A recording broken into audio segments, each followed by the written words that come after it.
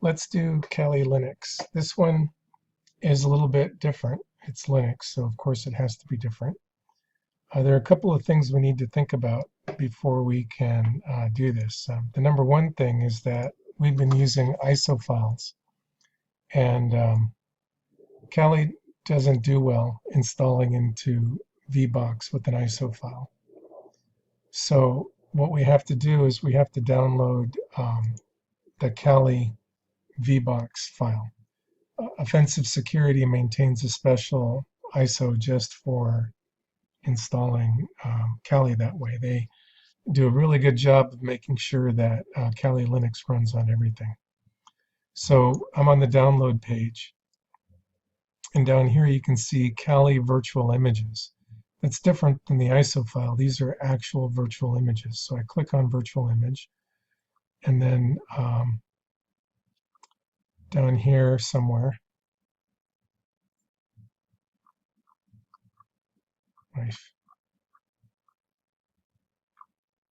you can see all the different versions again. Try that again.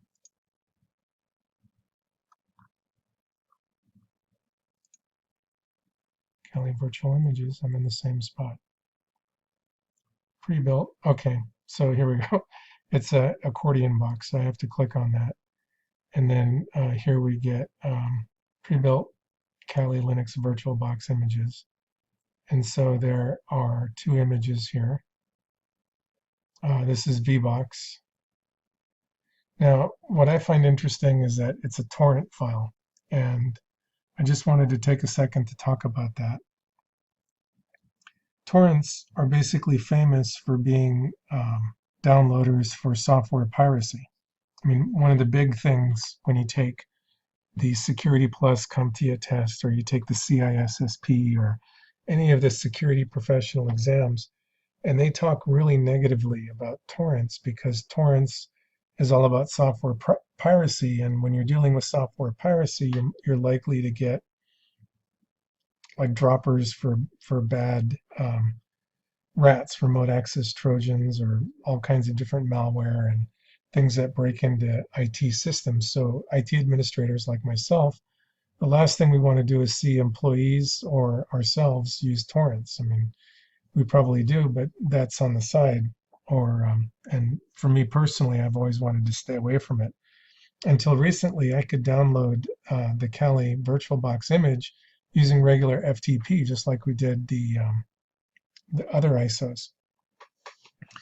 But if you saw the, excuse the French here, but there was, I think Zaz at DEF CON had a presentation called Don't Fuck It Up, in which he was defending the right to use the freeze and freedom internet.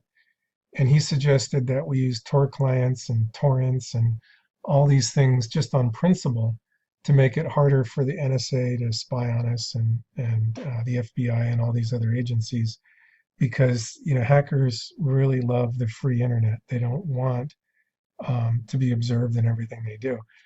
So the moral to this story is I believe that offensive security, which is part of the open software movement, and Freeze and Freedom and the electronic EFF, the Foundation to Protect Freedom on the internet, I think it could be that they just want to do the same thing, where they're running legal software again across torrents to make problems for the secret police to track people.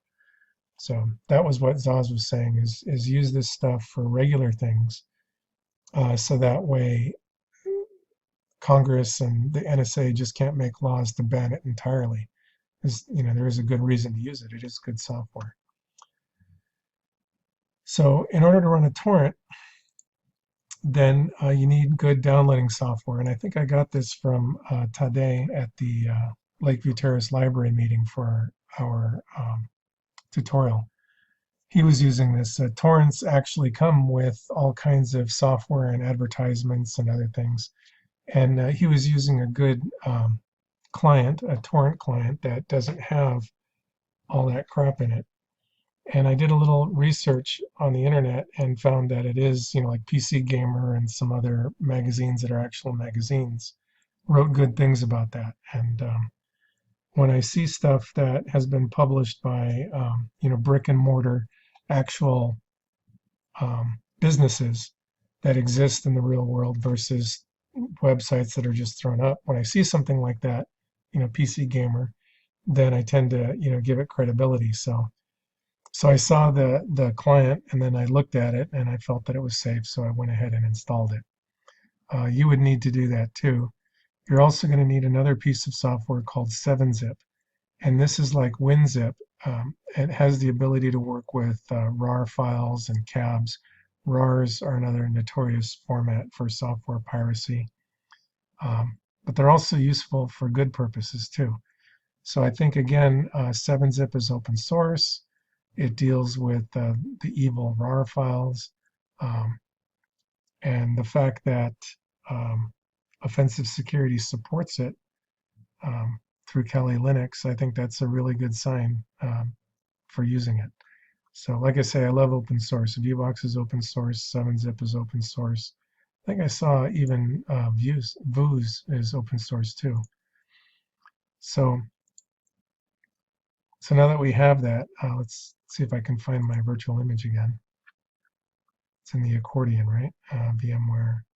All right, so I do torrent, and so it's got the Kali Linux torrent. I'm going to open that in my folder, show in folder, and there's the torrent. When I click on that, it opens up the Vuz thing, and so I can just say okay, and then it's going to start downloading it. Now, I actually downloaded this already, so I'm not going to download it again. I'm just going to stop it. I talked about all this stuff, 7-Zip. Let's take a look at the file here, Server 2012 software library. Did I put it in here? No, I didn't. Kali Linux, there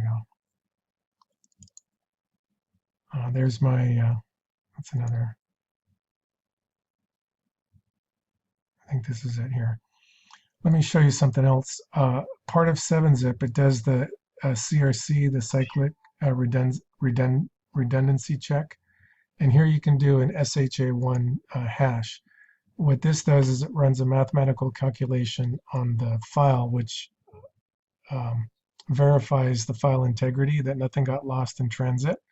Also, when you download stuff from non-commercial websites, it is possible that the file was changed. By running these cyclic redundancy checks on the files, you could then get the actual computed number. And here we go. There's the SHA-1, complicated number. And when I downloaded this, I got the file with its number. So what you do, I'm going to open this in Notepad. And you can see here, we can compare it. It's a lot of stuff to look at, right? But what I look at are the last letters, F3C2EF, F3C2EF, and then we have F1F59, F1F59. And I actually, did try and verify every number, but that's close enough so that way you can see it.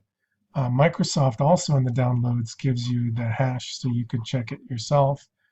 And what's another neat feature of 7-Zip is that it adds it to your context menu, so that way you can compute all the various types of hashes.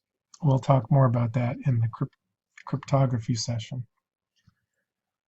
All right, so bump up.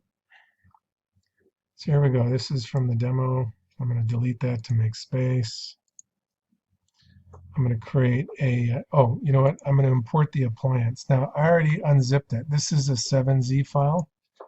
When I used 7-Zip to unencrypt it, or uncompress it, uncompress it, it created a folder, and in the folder here we have the VBox appliance, the OVA file. You can see in the description here, it's the Open Virtualization Format Archive.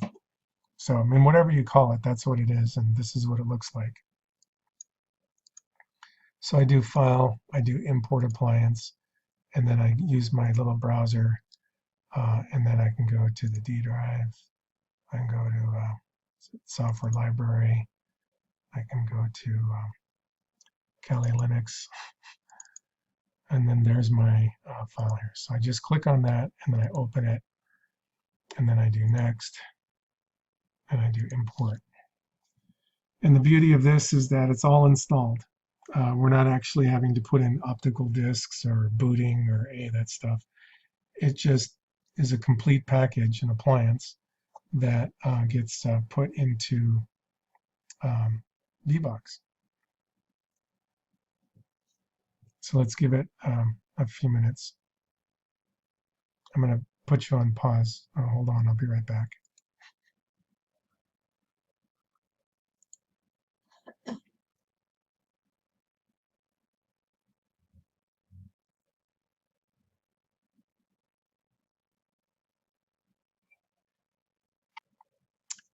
Well, we're back, and it's at 99%. According to this, it's going to take a few seconds. I think it took like 15 minutes or so.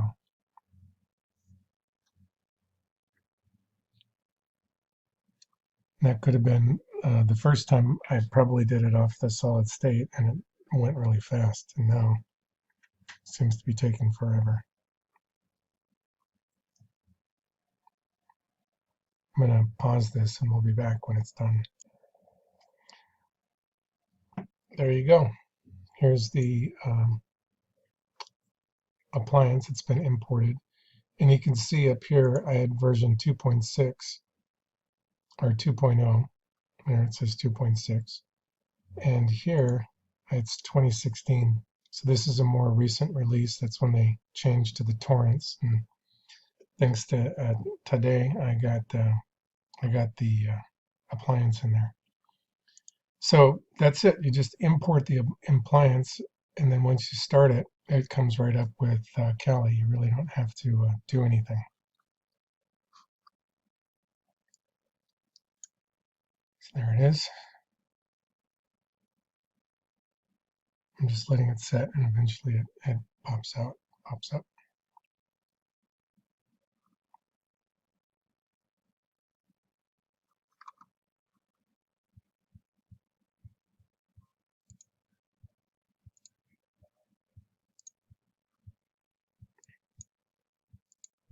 So here we are. I use the root, which is the administrator passcode, defaults. You know it, it's Tor, root spelled backwards. T-O-O-R.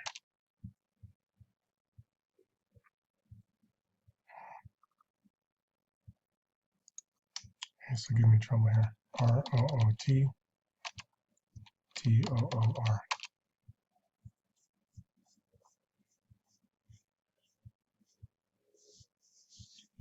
So it takes a little time, but it's that simple. Thank you for watching.